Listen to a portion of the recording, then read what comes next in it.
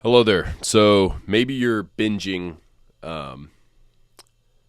self-improvement content or self-help content, whatever that looks like for you. I mean, there's all different kinds of self-help, but I guess if you are, then hopefully this video helps.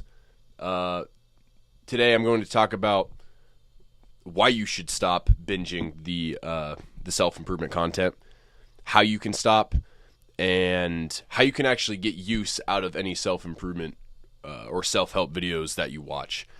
I know I've been caught in this trap quite a bit in the past. I've had bouts where I just couldn't stop watching these kinds of videos.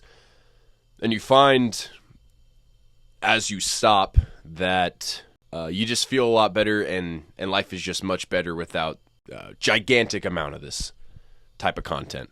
And really much of it at all, honestly.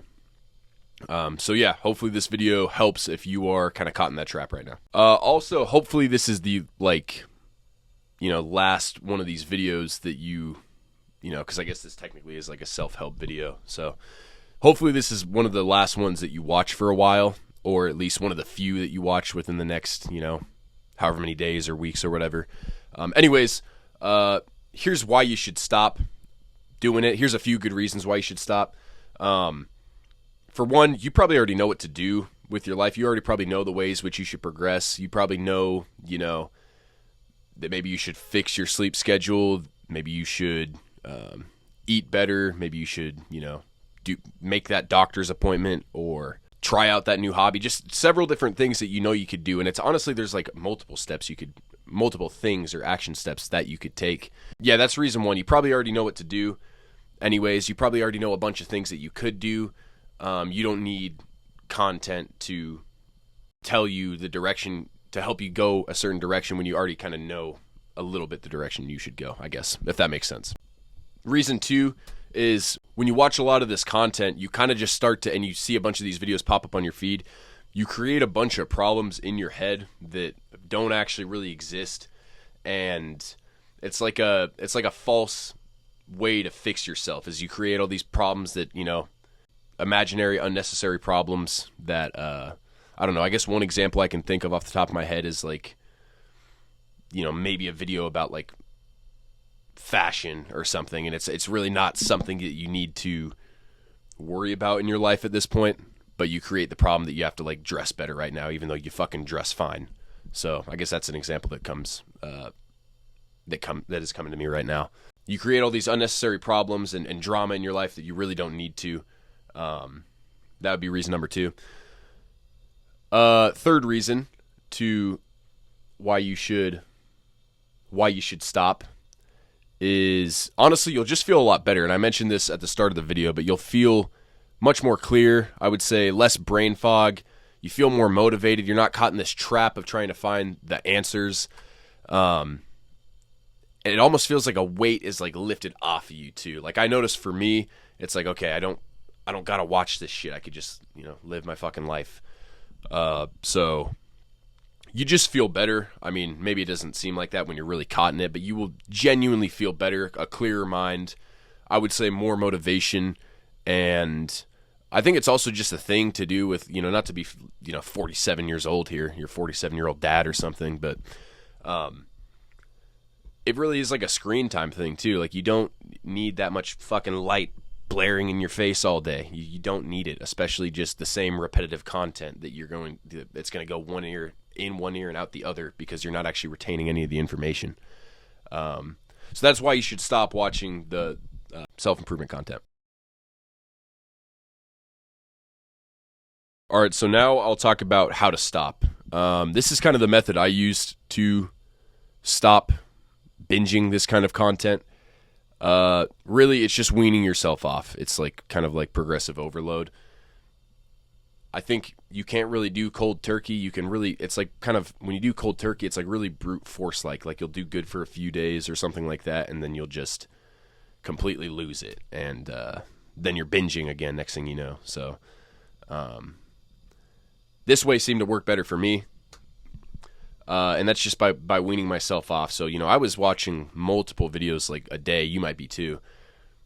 Well, what if you could just do, I don't know, maybe watch like 3 or 4 videos in a given day? What if one week you can hold yourself to just 2 videos a day. Even that's a lot. It might feel like a lot still, but it is progress. So 2 videos a day, and then the next week you only watch one of these kinds of videos a day, and then you start to split it up in the week. Maybe you watch 5 in a given week. But that seemed to work well for me. I think it's also just awareness of when you're starting to spiral, when you're starting to binge again. You kind of you become aware, oh shoot, I'm doing this again. And maybe you finish the video, maybe you just immediately click off. But sooner or later, you kind of just stop doing what you're doing, take a breather, refocus. The other method I use too to kind of stop watching so much content, and this is kind of a segue into the next section, but